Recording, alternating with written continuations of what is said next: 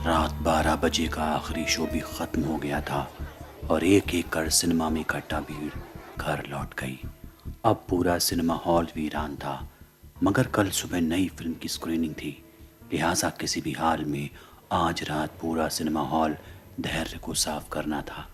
अपनी night duty शुरू करने से पहले उसने अपना खाना खाया और फिर हाथ में झाड़ू लेकर अपने काम पर लग गया। मन में फिल्मी गाने गुनगुनाता धैर्य एक एक कर सिनेमा हॉल में लगे फर्श को चमकाने का काम कर रहा था।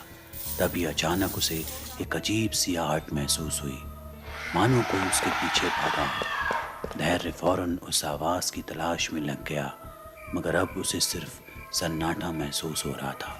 कुछ वक्त और बीता। वो लगभग आधे से ज़्यादा सिनेमा घर को साफ कर चुका था और काफ़ी ज़्यादा थक भी गया था, लिहाजा अब उसकी सांस फूलने लगी। वो कोने की कुर्सी पकड़कर कुछ देर के लिए लेट गया। अचानक उसे महसूस हुआ जैसे कोई सिनेमा हॉल की सबसे आगे वाली कुर्सी पर बैठा हुआ है। मगर ऐसा कैसे हो सकता है, क्योंकि पूरे हॉल में तो सिर्फ धैर्य ही है। उसने महज इसे वहम समझा और लेट गया। इस बार उसे अपनी सांसों की गूंज वीरान पड़े इस पूरे सिनेमा हॉल में साफ सुनाई दे रही थी। तभी एक एहसास ने उसकी रूह कपा दी। उसे लगा कि न सिर्फ उसकी आवाज़ बल्कि साथ ही साथ कोई और भी गुमनाम आवाज़ इस सिनेमा हॉल में गूंज रही है। धैर्य कुछ समझ पाता इससे पहले ही उसकी नज़र एक बार फिर सामने मौजूद सिनेमा हॉल की उस आगे वाली कुर्सी पर पड़ी, जहां अब एक औरत के बाल लटकते दिख रहे थे। धैर्य ने एक दो बार अपनी आंखें मसली और एक नज़र उसे फिर देखने की कोशिश की, मगर अब भी वो औरत जस की तस वहीं बैठी थी। ये देख धैर्य चिल्लाए, अरे कौन है वहां? सिनेमा हॉल बंद हो चुका है, तुम अभी तक यहीं हो, भागो यहाँ से।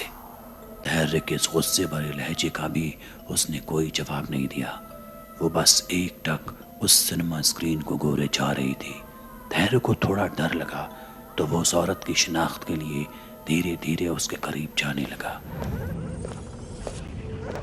मगर अभी वो उससे चंद कदमों के फासले पर ही था कि अचानक सिनेमा की स्क्रीन चालू हो गई। पूरा सिनेमा हॉल अचानक से जगमगा उठा, मगर वो औरत वहां से गायब थी। धैर्य को समझ नहीं आ रहा था कि उसके साथ क्या हो रहा है। उसने सोचा कि भले ही कल मालिक उसे नौकरी से निकाल दे, मगर उसे अब यहाँ एक और मिनट नहीं रुकना चाहिए। और इसी ख्याल से वो पलटने ही वाला था कि तभी उसे सिनेमा स्क्रीन पर एक भयानक तस्वीर दिखी।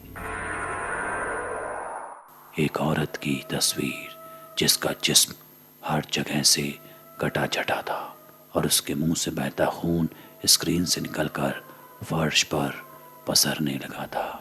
धैर्य देख पूरी तरह घबरा गया और सिनेमा हॉल से भागने के लिए जैसे ही पलटा, वही स्क्रीन वाली औरत उसके सामने खड़ी थी। धैर्य ये देख पूरी तरह चिल्लाया और अपनी जान बचाने के लिए एग्जिट गेट की तरफ भागा, मगर जैसे ही वो वहां पहुंचा, उस तरफ से अचानक वही औरत उसके सामने आ गई और चीखी। उसकी चीख ने धैर्य को इस कदर खौफ में ढकेल दिया कि मौके पर ही उसकी हार्ट अटैक से मौत हो गई। अगली सुबह जब सिनेमा के मालिक और बाकी कर्मचारी पहुंचे तो सिनेमा एग्जिट गेट से धैर्य की लाश बरामद हुई। फौरन हंगामा हो गया। जब खबर सुनकर मौके पर धैर्य की पत्नी पहुंची तो उसने बड़ा ही अजीबोगरीब बयान दिया। तो आखिर उसने अपना बदला ले ही लिया।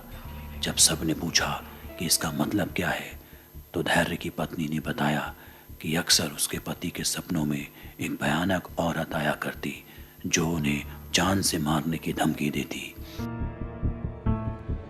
एक रात पति को वही औरत सिनेमा हॉल में भी दिखी थी। उन्होंने मुझे आकर सब कुछ बताया था। जब मैंने उस औरत के बारे में पूछा तो उन्होंने मुझे करीब 10 साल पहले की एक घटना बताई, जब उन्होंने नाइट शो का फ़ायदा उठाते हुए फिल्म देखने आई एक लड़की के साथ बलात्कार किया था और फिर किसी को इस हरकत की कानो कान खबर ना पड़े, इसलिए उसे मारकर इसी सिनेमा हॉल के नीचे दफना दिया। ये घटना पूरे शहर में आग की तरह फैल गई और इस सिनेमा की लोकप्रियता 90% बढ़ गई। आज भी जो लोग यहाँ हॉरर मूवी देखने आते हैं वो कहते हैं कि फिल्म देखने के दौरान उन्हें कई बार एक औरत सिनेमा हॉल के कोने से उन्हें घूरती नजर आती है।